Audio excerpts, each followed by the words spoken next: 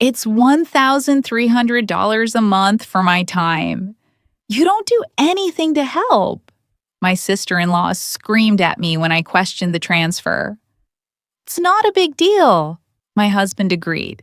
He didn't know I was a forensic accountant, and he didn't know I was about to find the real crime, the one that would send his sister to prison. Before we go on, hit like, make sure to subscribe, and comment. What would you do if you found this? My name is Grace, and I've spent my entire career following the money. When numbers don't add up, I find out why. It's what I do for a living, and I'm very good at it. I work for a firm that handles fraud cases for insurance companies, banks, and sometimes law enforcement. I've traced money through shell companies in 3 countries. I've uncovered embezzlement schemes that took years to build. I've sat in courtrooms and watched my evidence send white-collar criminals to prison. My work requires precision, patience, and the ability to see patterns where others see chaos. These skills made me successful in my career. They also made me the black sheep in my husband's family. From the moment James brought me home to meet his mother and sister, I was the outsider. I didn't cry at the right moments. I didn't gush over family stories I'd heard 3 times already. I asked practical questions about things like retirement planning and estate documents when his mother turned 70. His sister, Megan, looked at me like I'd suggested we start planning the funeral. God, Grace, she's not dying, Megan said, rolling her eyes. Not everything is about money. But I wasn't being morbid. I was being responsible. That's the difference between me and people like Megan. I plan ahead. I think about consequences. I don't just assume everything will work itself out because hoping is easier than preparing. James loved me, I think, because I was different from his family. He worked in sales, made decent money, and liked that I was independent and logical. He said I balanced him out. His family was loud and emotional, always caught up in some drama or another, and he said I kept him grounded. But he also needed me to understand that family was family. That meant accepting Megan's chaos as just how she is. It meant not questioning why a 42-year-old woman with no children and no disability hadn't held a steady job in over a decade. It meant pretending not to notice when Megan showed up to family dinners wearing new designer purses while claiming she couldn't afford her rent. She's going through a hard time, James would say whenever I raised an eyebrow at Megan's latest excuse for unemployment or her newest financial crisis. There was always a hard time, always a reason, always someone else to blame. His mother, Margaret, was different. She was a retired school administrator, sharp as a knife and twice as tough. She'd raised James and Megan alone after their father died young. She'd put herself through a master's degree while working full-time and raising 2 kids. She was the kind of woman who kept receipts, balanced her checkbook to the penny, and had 3 months of expenses in an emergency fund at all times. I liked her. I think she liked me too. Even if she never quite understood why her son married someone so quiet and serious. Then, 3 years ago, Margaret started forgetting things. Small things at first. She'd repeat questions. She'd lose her keys. Then bigger things. She left the stove on. She got lost driving to the grocery store she'd shopped at for 30 years. Within 6 months, the diagnosis was clear. Dementia, progressing faster than anyone wanted to accept. The family had to make a decision. Margaret couldn't live alone anymore. James and I both worked full-time. Our house wasn't set up for someone who needed monitoring. Megan lived in a 1-bedroom apartment and wasn't exactly qualified to be a full-time caregiver. The answer was obvious to me. A good memory care facility with trained staff and medical oversight. Megan fought it at first. She wanted to be the hero, the devoted daughter who'd care for her mother at home. But that fantasy lasted exactly 1 week, when Margaret wandered out of Megan's apartment at 3 a.m. and a neighbor found her 6 blocks away in her nightgown. After that, even Megan had to admit that Margaret needed professional care. We found a place called Meadowbrook Senior Living. It wasn't cheap. The memory care unit cost $4,800 a month. But Margaret had planned well. She had a pension from her years in education that paid $3,200 monthly. Social Security added another $1,800. Her savings account had $127,000. She could afford Meadowbrook comfortably, with money left over for extras, the salon, activities, anything that would make her remaining years pleasant. Megan volunteered immediately to handle all of Margaret's finances and medical decisions. She had the power of attorney paperwork drawn up within days. Looking back, I should have seen that as the red flag it was. Megan, who couldn't manage her own checking account, was suddenly eager to take on the responsibility of managing someone else's money. But at the time, I told myself I was being unfair. Maybe this was what Megan needed: purpose, responsibility, a way to contribute. James was relieved. He hated dealing with paperwork and medical decisions. He visited his mother every Sunday like clockwork. But he was happy to let Megan handle the business side of things, as he called it. He thought it was good for his sister to have something meaningful to do. I stayed out of it. It wasn't my place. And honestly, I had enough on my plate with my own career. I visited Margaret when I could, usually with James on Sundays. I made polite conversation with the staff. I brought flowers. I did what a daughter-in-law is supposed to do. But I didn't interfere with Megan's management of the situation. That was between her and her brother. For 2 years, everything seemed fine. Margaret's care was good. The facility was clean and professional. Megan posted constant updates on social media about her visits, painting herself as a devoted daughter sacrificing everything for her mother. James would show me the posts sometimes. Photos of Megan holding Margaret's hand, long captions about how hard it was to watch a parent decline, how much she cherished every moment. It always felt performative to me, but I kept that opinion to myself. Then, on a Tuesday afternoon in March, I got a phone call that changed everything. "Hello, is this Grace Chen?" The voice was female, professional, and slightly uncomfortable. "Yes, this is Grace." "Hi, Grace. This is Patricia Rollins. I'm the billing administrator at Meadowbrook Senior Living. I'm calling about Margaret Chen's account." My spine straightened. In my line of work, calls from billing departments are never social. "Is there a problem?" "Well, it's a small matter, but I wanted to reach out before it became a larger issue. Mrs. Chen has an outstanding balance of $160 for salon services. It's for the last 2 months, $80 each. The charges are for haircuts and styling. We bill these separately from the main care fees, and they're due upon service. We've sent 2 statements to the address on file, but we haven't received payment." I pulled up my calendar and started taking notes. "I'm sorry. I'm not listed as the primary contact for Margaret's account. Her daughter, Megan Chen, handles all of her finances." "Yes.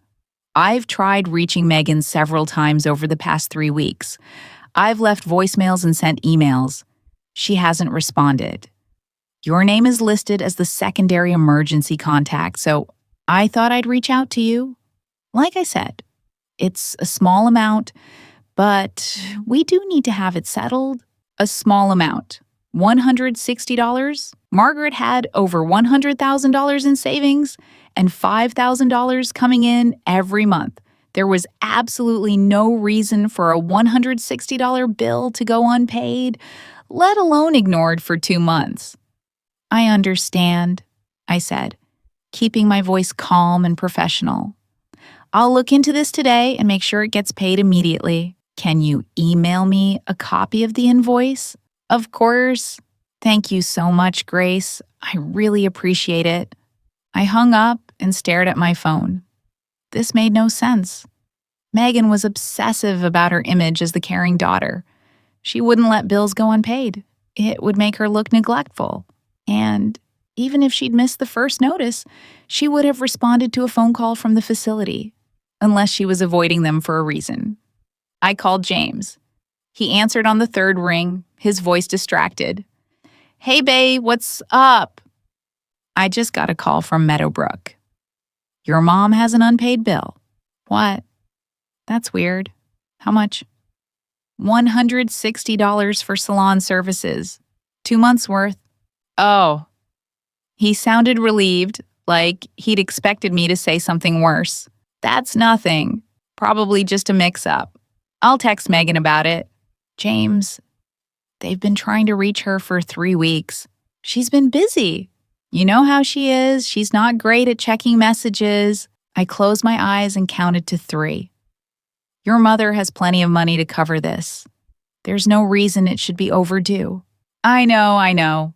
It's just an oversight. I'll talk to Megan tonight."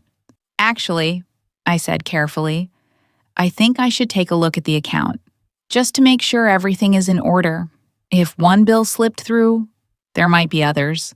There was a pause. "Grace, Megan's handling it." "I know she is. But I work with financial accounts every day. Let me just do a quick review to make sure nothing else has been missed. It'll take me 20 minutes, and then we'll know for sure that everything's fine." Another pause. Longer this time. "You're going to make this a whole thing, aren't you?" "I'm going to make sure your mother's bills are paid. That's all." He sighed. The long, suffering sigh of a man caught between his wife and his sister. "Fine. I'll call the bank tomorrow and add you as an authorized viewer on Mom's account. But Grace, please don't turn this into some big drama with Megan. It's just a missed bill." "I won't," I promised. I meant it too. At that moment, I really did think it was just a missed bill. The next day, James called me from the bank. I could hear the forced cheerfulness in his voice. "Okay, you're all set. They're emailing you temporary online access. You can view the last 12 months of statements. Thank you." "And Grace, when you see that everything's fine, can we just drop this?" "Of course." I hung up and opened my email. The access credentials arrived within 5 minutes. I logged into Margaret's checking account at 2 p.m. on a Wednesday afternoon. By 2 p.m., I knew that nothing about the situation was fine. The account balance was $3,240. That number alone should have been higher. Margaret's pension and Social Security combined were $5,000 a month. Meadowbrook's fees were $4,800. That left $200, plus whatever had been in the account to start with. After 2 years, even with occasional extra expenses, there should have been at least $8,000 to $10,000 sitting in checking as a buffer. But it was the transaction history that made my blood run cold. I saw the monthly deposits, $3,200 from the pension, regular as clockwork. But there was no $1,800 Social Security deposit. Not this month, not last month. I scrolled back. It stopped appearing 8 months ago. I saw the monthly deduction to Meadowbrook, $4,800. That was correct and current. Then I saw the other monthly charge. Every first of the month, like clockwork, for the last 12 months, a transfer of $1,300 to an external account. The memo line said M.MGMT. I opened a new spreadsheet and started pulling numbers. 12 months of $1,300 transfers. That was $15,600, gone from Margaret's account into what I was absolutely certain was Megan's personal checking account. I checked for the salon charge. There it was. $80. Posted 6 weeks ago. Unpaid. And another $80 from 2 months before that. Also unpaid. My hands were shaking, not from anger yet, from the thrill of the hunt. This was what I did. This was the moment when the numbers stopped making sense to everyone else and started making perfect sense to me. I saved the statements to my secure drive and started building a timeline. That weekend, we had dinner plans with Megan. It was a standing monthly obligation, something James had insisted on to stay connected as a family. Usually, I found excuses to be tired or busy. This time, I confirmed our reservation myself. We met at a chain Italian restaurant, the kind with oversized portions and unlimited breadsticks. Megan was already there when we arrived, sitting at a corner booth, scrolling through her phone. She looked up and waved, her smile wide and warm. James! Grace! Oh my God, it feels like forever. We'd seen her 3 weeks ago. James slid into the booth across from her, and I followed. Megan immediately launched into a story about Margaret, about how she'd visited twice this week, about how Mom had a good day on Tuesday and recognized her. "It's so hard," she said, her eyes getting misty. "But I'm just so grateful for every moment I have with her." I let her talk through appetizers. I made appropriate noises at appropriate times. I waited until the entrees arrived and Megan had a mouthful of fettuccine before I reached into my purse and pulled out a folded piece of paper. "Megan," I said pleasantly, "I need to ask you about something." She looked up, her expression open and unsuspecting. "Sure, what's up?" I unfolded the paper and slid it across the table. It was a printout of Margaret's bank statement, with one line highlighted in yellow. The $1,300 transfer to M. Memgimt. "Can you explain this charge?" Megan looked at the paper. The color drained from her face, then rushed back in an angry flush. "What the hell, Grace? Are you spying on me?" "I'm reviewing your mother's account. The nursing home called me about an unpaid bill." "That's none of your business." James put his hand on my arm. "Grace, come on." I ignored him and kept my eyes on Megan. "You're transferring $1,300 a month from your mother's account into your own. I need to know why." And that's when she exploded. "My time!" she shouted, loud enough that the couple at the next table turned to stare. "It's $1,300 a month for my time. You don't do anything to help. You show up for an hour on Sundays and think you're such a great daughter-in-law, but I'm the one doing everything. I'm the one visiting her 4 times a week. I'm the one meeting with the doctors and managing her medications and dealing with the facility. Do you know how much time that takes? How much emotional labor? So, you're paying yourself?" I said flatly. "I'm compensating myself for the work I do. It's a management fee. People hire professionals to do this for thousands of dollars a month. I'm doing it for a fraction of that." I looked at James, waiting for him to say something, to be horrified, to defend his mother.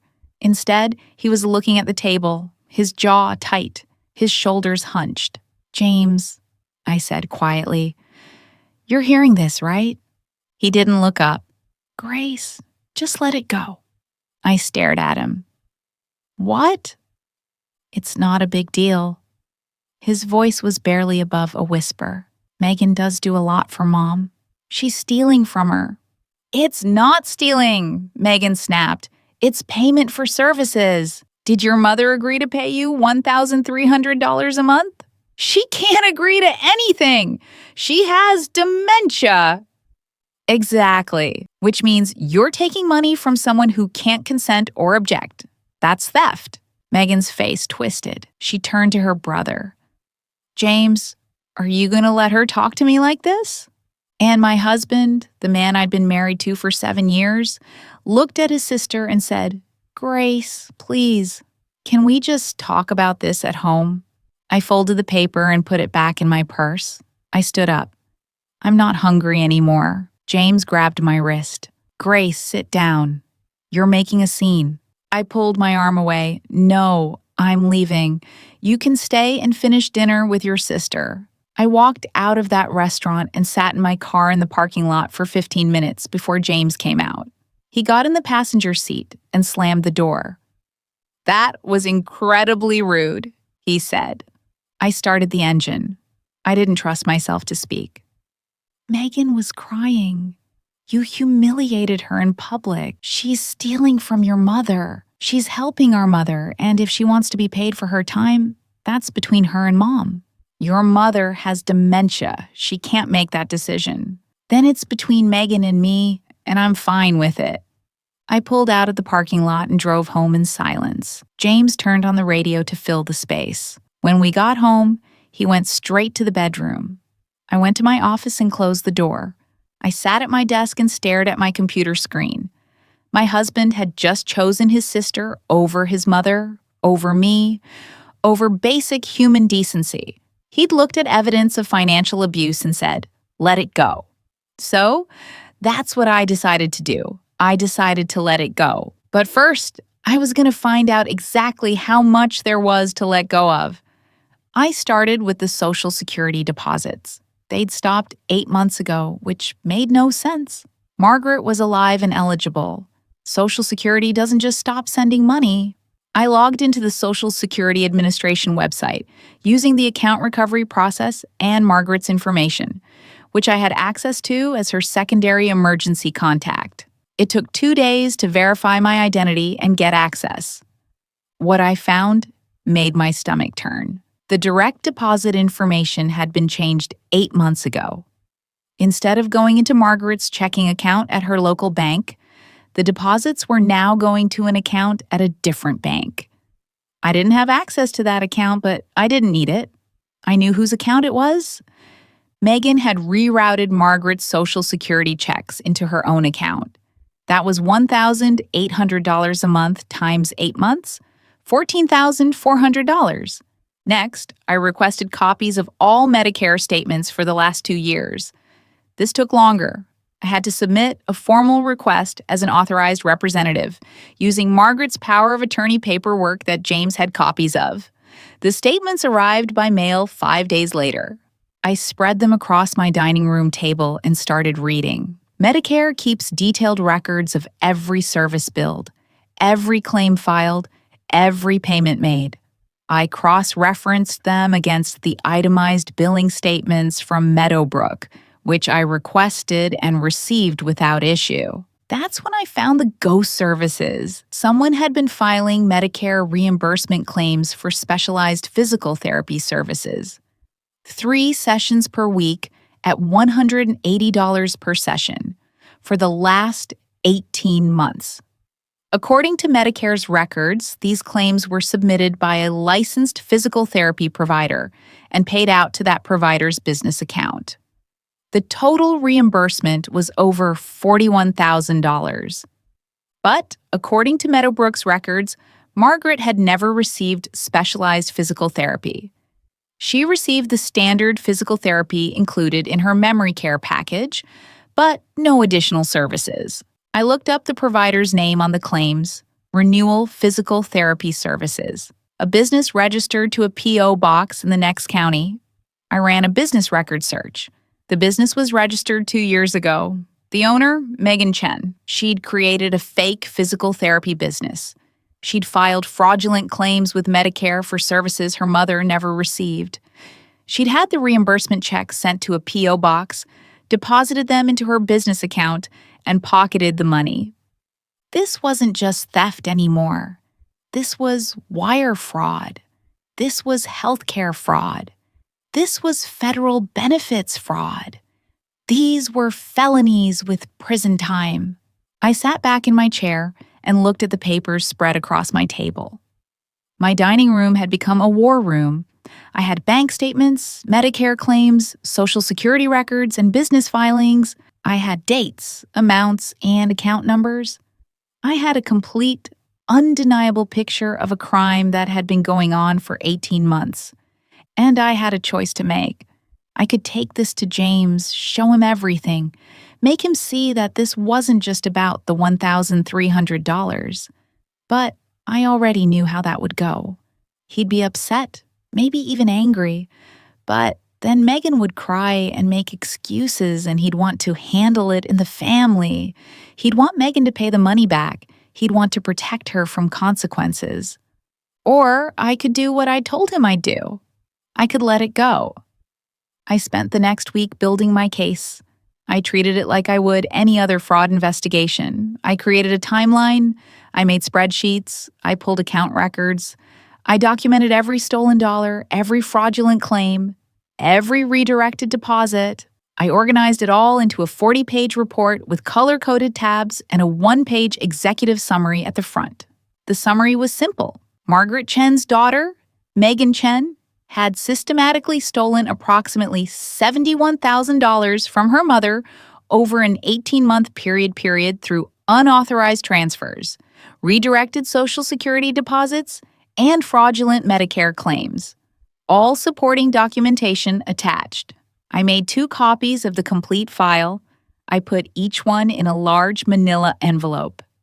The first envelope I addressed to the Social Security Administration, Office of the Inspector General, Fraud Hotline. I included a cover letter explaining that I was a forensic accountant reporting suspected benefits fraud and identity theft involving a vulnerable adult with dementia. The second envelope I addressed to the state's Adult Protective Services. I included a similar cover letter, emphasizing the financial exploitation of an incapacitated person. On a Thursday morning, I took both envelopes to the post office and sent them certified mail with return receipt requested. Then I went to work. I had a case review meeting at 10 and a client call at 2. I didn't tell James what I'd done. He seemed relieved that I'd stopped talking about the $1,300, that I'd apparently let it go like he'd asked. For 3 weeks, nothing happened. I tracked the envelopes online. Both were delivered and signed for. I got the return receipts in the mail, but there was no phone call, no follow-up, no indication that anyone was doing anything with the information I'd provided. I started to wonder if I'd made a mistake. Maybe the government didn't care. Maybe this kind of thing happened all the time and they didn't have the resources to investigate. Maybe I'd just wasted my time. Then, on a Wednesday morning at 6 a.m., my phone rang. It was James, and he was incoherent. "Grace, wake up. You have to help. They took her. They took Megan. There are cops at her house, federal agents. Grace, I don't understand what's happening." I sat up. "Slow down. What are you talking about?" "Megan just called me. She's hysterical. The police raided her house early this morning. They had a warrant. They took her computers, her files, her car. Grace, they arrested her. They arrested my sister." "Arrested her for what?" "I don't know. Wire fraud, mail fraud, something about Medicare and Social Security. Grace, this is insane. This is a mistake. You have to help fix this." I got out of bed and walked to the kitchen. I put the phone on speaker and started making coffee. "James, I can't fix this." "Yes, you can. You understand this stuff. You can explain to them that it's just a misunderstanding, that Megan was just trying to help Mom, that she didn't mean to do anything wrong." I poured water into the coffee maker. "It's not a misunderstanding." "What do you mean?" "I mean, your sister wasn't just taking $1,300 a month for her time. She was stealing Social Security deposits. She was filing fake Medicare claims. She stole over $70,000 from your mother." There was a long silence. "How do you know that?" "Because I'm a forensic accountant, James. It's what I do." "Did you—" His voice cracked. "Did you investigate her?" "Behind my back. You told me to look at your mother's account. I did. I found crimes, plural, and you didn't tell me?" I pressed the button to start the coffee. "You told me to let it go. So I let it go to the people who could actually do something about it. You reported her." "It wasn't a question. You reported my sister to the police. I reported fraud to the Social Security Administration and Adult Protective Services. They opened an investigation. What happened after that is on Megan. You destroyed her life. She destroyed her own life when she decided to steal from her own mother. Grace, she's family. And that's when something inside me broke. I turned around and looked at the phone on the counter. No, James, she's your family. I was supposed to be your family too. But when I found out your sister was abusing your mother, you told me to let it go. You picked her over your own mother. You picked her over me. You picked keeping the peace over doing the right thing. That's not fair. You're right. It's not fair. It's not fair that your mother worked her whole life and saved her money and planned for her future, and her own daughter saw that as an opportunity. It's not fair that she's sitting in a memory care facility while Megan is buying designer purses with her Social Security checks. And it's not fair that when I tried to protect her, you told me I was causing drama. Grace, please, Megan is going to go to prison. Is that what you want? To send my sister to prison? I want your mother to be safe. I want the person who was supposed to care for her to be held accountable. Yes, James, that's exactly what I want. I can't believe you did this. I hung up the phone and poured my coffee. My hands weren't shaking. I felt calm, clear, certain.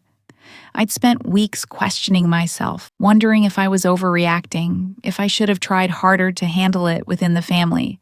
But hearing James's voice, hearing him still trying to protect Megan, still trying to make me the villain, I knew I'd done the right thing. I called my office and told them I needed a personal day. Then I went to the bedroom and pulled out my suitcase. James came home 2 hours later. I was sitting on the couch with my packed bag next to me. He stopped in the doorway. What are you doing? I'm leaving. Grace, we need to talk about this. No, we don't. You made your choice. He crossed the room and sat down next to me. Please don't do this. I know you're angry, but we can work through this. I'm not angry, James. I'm done. Done? I can't be married to someone who looks at evidence of elder abuse and tells me to let it go. I can't be married to someone who values keeping his sister happy over protecting his mother. I can't be married to someone who thinks I'm the villain in this story. I don't think you're the villain. I just think you could have handled it differently. How? Tell me how I should have handled it. He rubbed his face. You could have come to me first, shown me everything, given me a chance to talk to Megan, to make her pay the money back. And if she'd refused, she wouldn't have. And if she had? He didn't answer. That's the problem, James.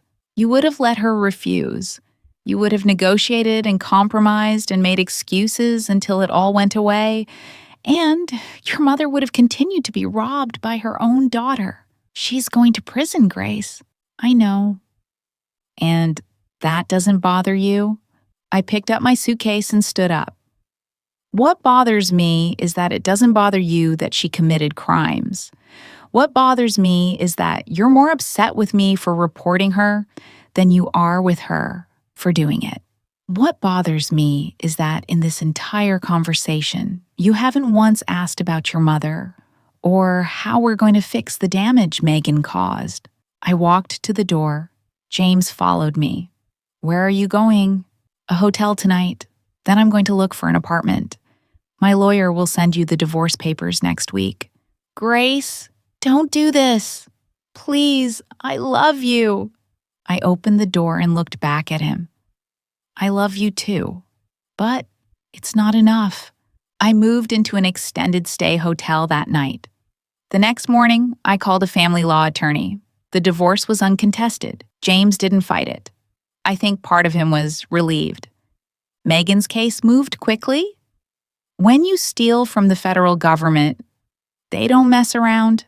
The evidence I'd provided was comprehensive and undeniable. Her public defender took one look at the case file and recommended she take a plea deal. She pleaded guilty to wire fraud, mail fraud, and theft of government benefits. The prosecutor asked for 4 years in federal prison. The judge sentenced her to 2 years, with credit for time served, and ordered her to pay full restitution, $71,340. James emptied his savings account to pay it. I heard this from Margaret's care coordinator, who I'd stayed in touch with. James didn't ask me for help. I wouldn't have given it to him if he had. I petitioned the court to become Margaret's legal guardian and conservator. James didn't contest it. I don't think he wanted the responsibility. The court granted my petition. I spent 3 months untangling the financial mess Megan had created. I closed the fake business accounts. I corrected the Social Security direct deposit information. I filed amended Medicare claims. I paid off all the outstanding bills at Meadowbrook and set up automatic payments to make sure it never happened again. Margaret's account had been depleted to $18,000. Between the restitution payments from Megan and the corrected Social Security back payments, I was able to restore it to $94,000. Not as much as it should have been, but enough to ensure Margaret would be cared for properly for the rest of her life. I visit her every Sunday. She doesn't recognize me most days. Sometimes she thinks I'm her sister. Sometimes she thinks I'm one of the nurses. Sometimes she calls me by my name and asks where James is, and I tell her he'll visit soon. He does sometimes, but not as often as he used to. The divorce was finalized 4 months after I moved out. We split our assets evenly. We sold the house. I bought a small condo close to my office. James moved into an apartment on the other side of town. I haven't spoken to him in over a year. I heard through mutual friends that he started dating someone new. I hope she's good for him. I hope she's easier to love than I was. Megan served 18 months and was released early for good behavior. She's living with a friend and working part-time at a retail store. She's not allowed to have any access to Margaret's finances or medical care. I made sure that was written into the guardianship order. People ask me sometimes if I regret what I did. They ask if I think I overreacted, if I should have tried harder to keep my marriage, if I could have found a way to handle it that didn't end with my sister-in-law in prison and my husband filing for divorce. The answer is no. I don't regret it. Not for a second. Margaret spent 40 years working to build a secure retirement. She was responsible and careful and smart. She trusted her daughter to protect her when she couldn't protect herself. Megan betrayed that trust in the worst possible way. She saw her mother's vulnerability as an opportunity for profit. And James, the man I loved, the man I thought I'd spend my life with, looked at that betrayal and told me to let it go. So I did. I let it go to the people who could actually do something about it. I let it go to the investigators and prosecutors who understood that financial abuse is a crime, not a family disagreement. I let it go because sometimes the right thing to do is the hardest thing to do. James's family always said I was cold. They said I cared more about numbers than people. They said I was too rigid, too unforgiving, too obsessed with rules and documentation. They were right about one thing. I do care about numbers. Numbers don't lie. Numbers don't make excuses. Numbers tell you exactly what happened, who did it, and how much it cost. The number was $71,340. That's how much Megan stole. That's how much damage she did. That's how much it costs to value your own comfort over your mother's safety. And the other number, the one nobody talks about, is one. One person who cared enough to stop it. One person who was willing to sacrifice her marriage and her place in the family to do the right thing. One person who understood that love without accountability isn't love at all. I'm that one person. And if that makes me cold, if that makes me the villain in my ex-husband's story, I can live with that. Because Margaret is safe, her bills are paid, her care is secure, and the person who was supposed to protect her but chose to prey on her instead is never going to have that opportunity again. That's worth a marriage. That's worth being the outsider. That's worth being the cold, unfeeling, number-obsessed daughter-in-law who wouldn't let it go. My husband wanted me to ignore his sister's crime to keep the peace. I reported her, and it ended my marriage. Did I do the right thing? Or did I destroy my family? Let me know in the comments.